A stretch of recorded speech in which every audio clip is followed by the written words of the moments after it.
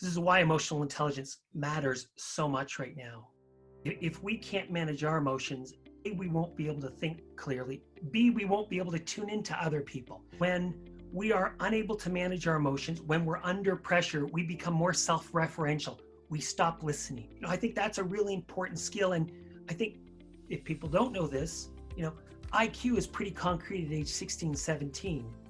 My son turned 17 the other day. I had to break it to him. Wes, you're done. No more IQ for you. But emotional intelligence can be learned and grown. And I think personally that right now we're going through a very challenging time, right? What we would call kind of a last 8% moment or situation, right?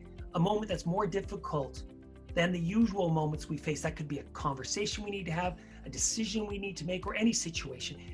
And to me, when we go through a moment like this, we have a couple of choices. Do we want to use this situation, this moment, to transform ourselves, to grow skills?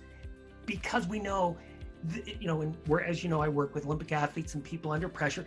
This is when we get the biggest growth, is in pressure moments. And so I'd love to reframe for everyone listening. This is an opportunity to grow your level of emotional intelligence, because it's emotions that get in the way when we're having to have that tough conversation. And I think it brings this central umbrella, which is the topic today, this idea of respond versus react, right? Let's just kind of quantify or maybe define for people.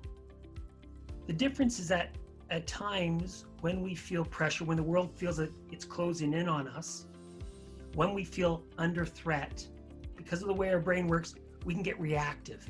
And we can do kind of one of two things. We have a predictable default behavior of either, avoid, go silent, and just kind of hope it, blows over. Or we can get hooked by it and get reactive and start to make a mess. So we can avoid or make a mess. That's when we're reactive. That's when we're not at our best. And I also want to say we're not going to be at our best. We have to have empathy and compassion for ourselves.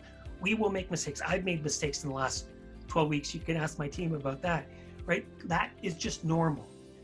But more frequently, if we can challenge ourselves to not be reactive, but to grow skills to manage our brain so we can be responsive. And what does that mean? That means that we see the opportunity to grow skills ourselves. So those who can be entrepreneurial and respond quickly, be agile, not need to be perfect, can grab opportunities, because I really believe maybe it's 6 months, 9 months, whenever that kind of reemergent time ends and we're kind of into whatever our normal is, things will be solidified, 9 months plus a day, and it'll be harder then. So now's the time to see this as an opportunity, to be entrepreneurial, to take risks. And I want to say this to all the leaders or people who influence leaders on the call right now. Challenge your people to get, as we like to say, out of the harbor, right? To take that risk.